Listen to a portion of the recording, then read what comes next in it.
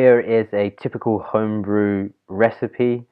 I have found one on the Homebrew Talk forum, so you'll find many forums and blogs such as this one where people are sharing their favorite homebrew recipes as well as clones.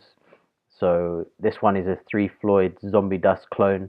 This is one of the first beers that I brewed. I highly recommend it. I've never tried the original Zombie Dust, but from this clone I would love to get my hands on the original beer.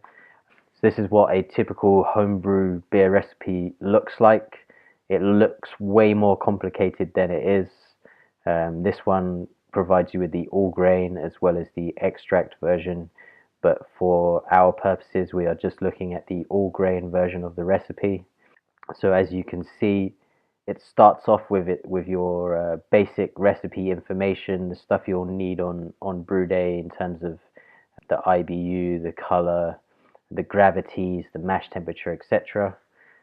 So this is for a batch size of 6 gallons. Usually when they're talking about gallons, they're usually talking in US gallons. So this one is 6 gallons. If you wanted to scale this recipe to a different batch size, it's pretty straightforward. So if you wanted to brew, say, 10 gallons, if you wanted to brew more beer, or maybe you have smaller equipment, so you need to scale this recipe down to, say, perhaps 1 or 2 US gallons, then you just take the ingredient weight and you times it by the new batch size, and then you divide it by the original batch size, making sure that the new batch size that you're using, the number, is the same scale, so whether it's imperial or metric or whatever. So this is US gallons. So you would take 11.75, say if you wanted to turn this into 10 US gallons, you take 11.75, you times that by 10, and then you would divide it by 6. And that would mean that you need 19.58 pounds of 2-row. Likewise, exactly the same with the hops. So 1.25 ounces times 10 divided by 6, you would need 2.08 ounces of hops for that amount of citra at 15 minutes. So you can do that for each of those grains and hops. Very straightforward. There are software tools. I know Brewer's Friend has a scaling calculator which makes it even easier, but if you don't have access to that, then you can scale in this very simple way. Very easy. So this tells us that the original gravity you are aiming for is 1.065. This is the gravity of the wort after the boil, before fermentation has taken place. You'll see later how you can affect this gravity. This is around how much water you are using in conjunction with how many grains, the different percentages of the grains, etc. So if I upped the amount of, let's say, 2-row in this recipe, then that would affect the gravity. The final gravity here is 1.018. So this is the gravity of the beer once fermentation has taken place. So you'll take that hydrometer reading after fermentation and you're aiming for 1.018. So if you take this this recipe and you're entering it into your software, you can measure the efficiency of your brewing system, because this is what this person is saying he is getting. It's how close you can get to that. You may have a higher efficiency than he does, so you might be hitting a higher gravity. So it's a little bit of a trial and error, but usually you should be able to hit around about the same gravity readings and brew a similar beer to the recipe that this person is sharing. Most recipes are usually for the home brew setup, so it's usually between about 60 to 70% efficiency. So here it then tells you what the boil time is. This is in minutes and it's 60. So this basically means that you'll be boiling the wort for a total of 60 minutes. This is when the bubbles start forming in like when you're boiling water, it's only boiling once you see that rolling, bubbling boil. That's when you start your timer. So this one is 60 minutes. Next up, this person is telling us the IBU. This is the bitterness of the beer. So the more hops that you add, the earlier in the boil that you add them, the higher the IBU. So for a IPA, you might get something like 70 to 80. Some IPAs are a little bit lower. This is a pale ale, but it's got a fairly high IBU of 65. Next up is the color. This can also be referred to as the SRM. This is just the color coding of your beer. So for this one at 8.5, it's going to be, you know, that typical pale ale color. On your brewing software, if you enter in the SRM, it will show you what color it's likely to look like. It will also predict that if you enter in the grains, it will predict what the color will be. So you don't need to worry about this too much. It's usually automatically calculated. Next up is the fermentation recommendation. This was brewed back in 2010. That's quite a long time ago. More recently, home brewers have stopped racking to a secondary fermentation. So in this recipe, it's recommending 10 days primary followed by 10 days secondary. As I've explained in the dry hopping video I did previously, a secondary fermentation is not so much necessary. These days, most home brewers just keep the beer in the primary and they dry hop in the primary. So you can do the full 20 days in the primary. I think the last time I brewed this beer, I only did 14 days and it seemed to come out quite nicely. So, I mean, I would just recommend doing 14 days all in the primary, do all your dry hopping during that time as well. So it's recommending an English ale yeast. So depending on what yeast you use, really affects the flavor and etc. how it handles in producing the alcohol and the off flavors and blah blah blah. So it's recommending an SO4 or a Y yeast 1968. So you can pick up one of those yeasts. If you can't get either of them, you can type into Google yeast substitution charts, or you can try and experiment with different yeasts. So it's recommending an English ale. So, you know, try for the first time getting one of these, but if not, have a go at different yeasts and see how they affect the flavor. So if you look out, they will tell you what the mash temperature is. So this mash temperature is 152 Fahrenheit. This is basically the temperature whilst you are mashing the grain in the mash tun. So you'll add this into your brewing software and it will tell you how hot to heat your strike water in the kettle.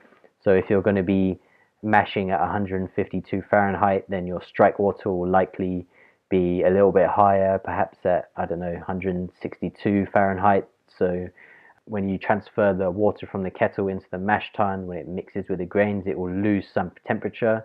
So your software will estimate how much higher the temperature needs to be to start off with to hit that 152 Fahrenheit. So look out for the mash temperature. It's important. It has a big impact on the beer. So make sure you are getting the right mash temperature from the recipe. Next up, you will find the list of ingredients. So the first part I have highlighted, this is the grains and the adjuncts. Most ales will have a large percentage of two-row or pale ale malt as the main part of the grain bill. Depending on which country you live in, if you're in Europe or America, etc., you might have access to different grains. Some homebrew stores, it's hard to get two-row. I live in Switzerland. I find it hard to get two-row, but I can get, say, a pale ale malt In the UK, it's much easier to get Maris Otter. You can substitute between the grains. So if the recipe you want to brew is telling you that you need 2-row, you can go into Google and you can type in brewing grain substitution chart. This is the one that I use. So here you can see 2-row pale. You can substitute it with a Pilsner. I substitute 2-row with pale ale because that's what I can get. It's pretty much the same.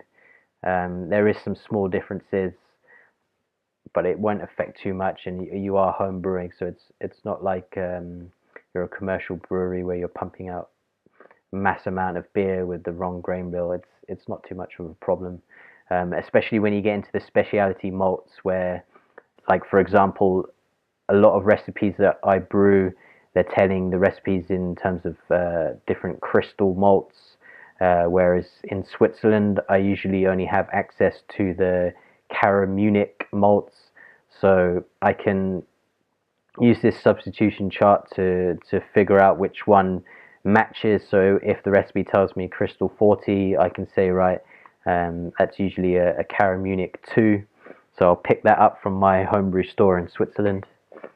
So yeah, the substitution chart is quite handy, and yeah, you can figure it out pretty easily. So you enter in all of these grains. This is the weight, so you'll just type this into the brewing software. I'll show you that in a bit. And then the other side of the ingredients list will be your hops. So this again is straightforward in terms of the amount. Usually they put it in ounces. It's pretty easy just to convert that to grams if that's what your weighing scales are measured in.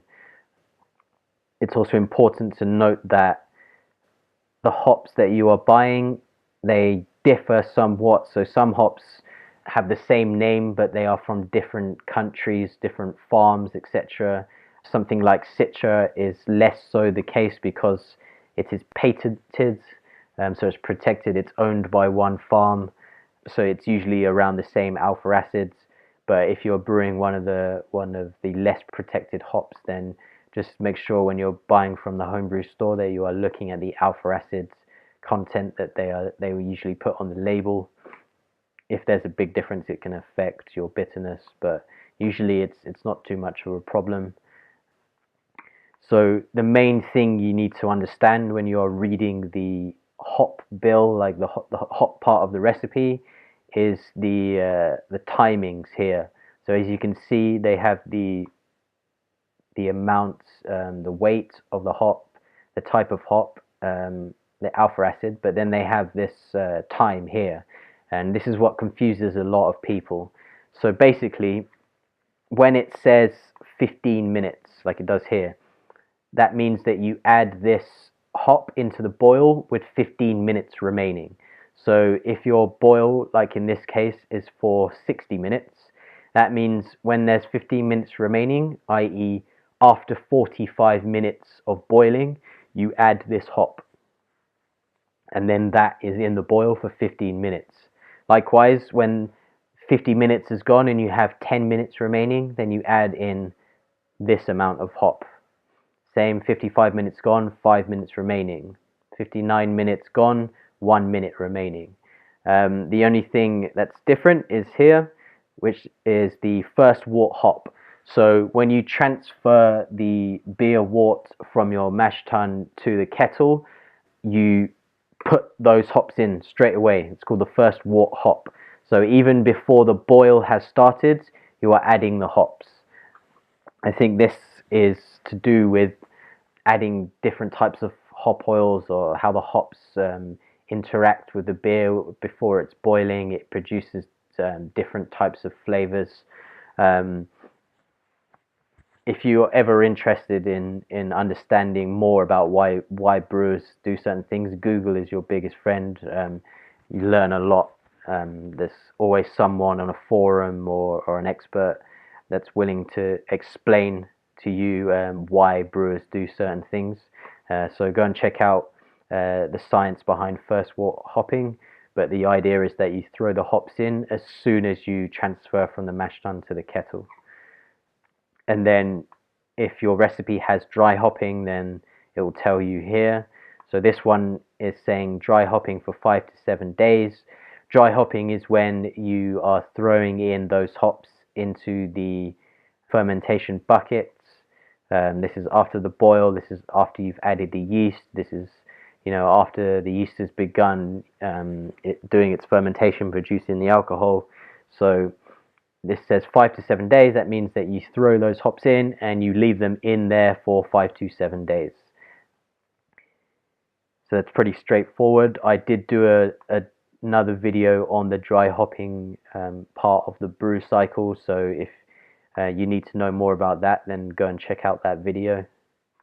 The next part of the ingredients list is the yeast. So as I said earlier, this is recommending this SO4 or the Y yeast 1968, but again, you can go and check out the substitution charts or play around with the yeast that you want to use.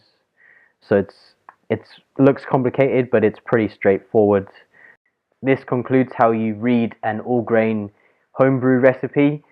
I will be uploading a separate video on how you take these recipes and enter them into your brewing software, and how you can use a brewing software to help you on your brew day. So go and check that out. Please like and subscribe to this channel, and I'll be uploading more interesting videos very soon.